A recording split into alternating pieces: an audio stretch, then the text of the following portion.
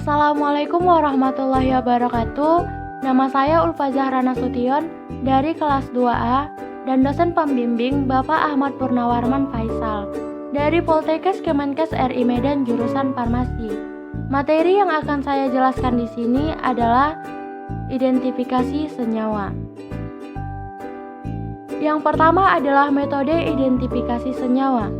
Kandungan senyawa tumbuhan perlu diidentifikasi setelah kandungan itu diisolasi dan dimurnikan. Pertama yang harus dilakukan adalah menentukan golongannya, kemudian ditentukan jenis senyawa golongan tersebut. Sebelumnya, kesamaan senyawa tersebut harus diperiksa dengan cermat. Artinya, senyawa itu harus membentuk bercak tunggal dalam beberapa sistem kromatografi lapis tipis. Dalam identifikasi golongan senyawa dapat dilakukan dengan uji warna, penentuan kelarutan, bilangan RF, dan ciri spektrum UV. Identifikasi senyawa juga dapat dilakukan berdasarkan pengukuran sifatnya. Yang pertama, titik leleh dilakukan untuk senyawa padat, titik didih untuk senyawa cairan, putaran optik untuk senyawa optik aktif, nilai RF atau RET pada kondisi baku. Sedangkan untuk penentuan senyawa tumbuhan baru adalah berdasarkan pengukuran ciri spektrumnya, antara lain pengukuran spektrum UV, inframerah, resonansi magnet inti, dan spektrum massa. Yang pertama, spektroskopi UV dan spektrum tampak. Spektrum serapan kandungan tumbuhan dapat diukur dengan cara mengukur yang pertama, larutan sangat encer senyawa tumbuhan. Yang kedua, belangko. Yang ketiga, alat spektrofotometer yang merekam secara otomatis. Yang keempat, diukur absorbansi atau keterserapan atau kerapatan optik pada panjang gelombang 200-700 nanometer, maksimal dan minimal yang khas. Selanjutnya, menggunakan kupet sel khusus atau tempat mengukur diperlukan 1/10 bagian volume tersebut.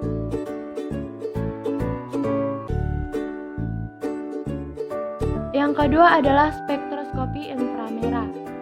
Senyawa tumbuhan dapat diukur dengan spektrofotometri inframerah. Dapat merekam secara otomatis senyawa dalam bentuk larutan kloropom, karbon tetra klorid 1-5%, bentuk gerusan dalam minyak nuyol, bentuk dapat dicampur dengan kalium bromida. Yang ketiga adalah spektroskopi massa. Dasar spektroskopi massa adalah penguraian sesepora senyawa organik dan perekaman pola fragmentasi menurut massanya. Spektromassa sering digabung dengan KGC atau gas kromatografi kolom, sehingga sekali kerja dapat memperoleh hasil identifikasi kualitatif dan kuantitatif dari komponen struktur yang rumit yang mungkin terdapat bersama-sama dalam ekstrak tumbuhan.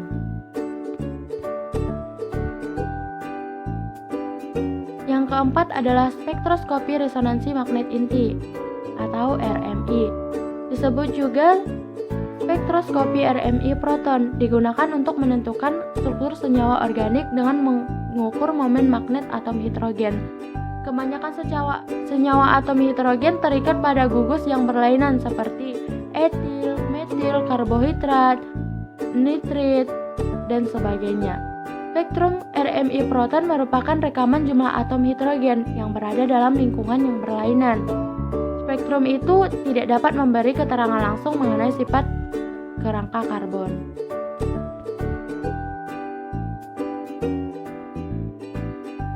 Identifikasi metabolit sekunder. Dalam identifikasi metabolit sekunder terbagi dua, yaitu golongan terpenoid dan golongan flavonoid. Golongan terpenoid. Yang pertama menggunakan spektroskopi UV dan VIS. Golongan terpenoid ini sebenarnya jarang menggunakan spektro UV dan VIS karena strukturnya tidak mengabsorpsi atau menyerap sinar UV secara maksimal. Tetapi karotenoid sangat kuat dalam menyerap spektrum UV dan VIS. Makanya spektroskopi UV ini bisa juga digunakan dalam mengidentifikasi senyawa terpenoid. Terdapat puncak yang muncul pada panjang gelombang sekitar 450 nanometer dan biasanya 2 tambahan pada sisi puncak utama. Letak ketiga panjang gelombang maksimum sangat beragam dan berbeda tergantung jenis keratonitnya sehingga dapat diidentifikasi. Juga terjadi pergeseran spektrum bergantung pada pelarut yang digunakan. Karena itu dianjurkan mengukur spektrum lebih dari satu pelarut. Yang kedua, menggunakan spektroskopi IR. Pada spektroskopi IR ini akan memberikan sedikit informasi tentang gugus fungsi dalam struktur terpenoid. Yang kedua adalah golongan flavonoid. Yang pertama menggunakan spektroskopi UV dan PIS. Ini diukur dalam larutan dengan pelarut metanol atau etanol. Tetapi spektrum yang dihasilkan dalam etanol kurang memuaskan. Spektrum khas dalam flavonoid itu terdiri dari 2 panjang gelombang maksimum yang berada pada rentang 240 sampai 285 nanometer atau pita 2 dan 300 sampai 550 nanometer pada pita 1. Kedudukan yang tepat dan intensitas gelombang maksimum memberikan informasi yang berharga mengenai sifat flavonoid. Penentuan struktur flavonoid dapat diperoleh dengan penambahan reaksi geser seperti NaOH, aluminium triklorid, asam klorid, dan sebagainya. Sekian penjelasan dari saya, semoga bermanfaat. Assalamualaikum warahmatullahi wabarakatuh.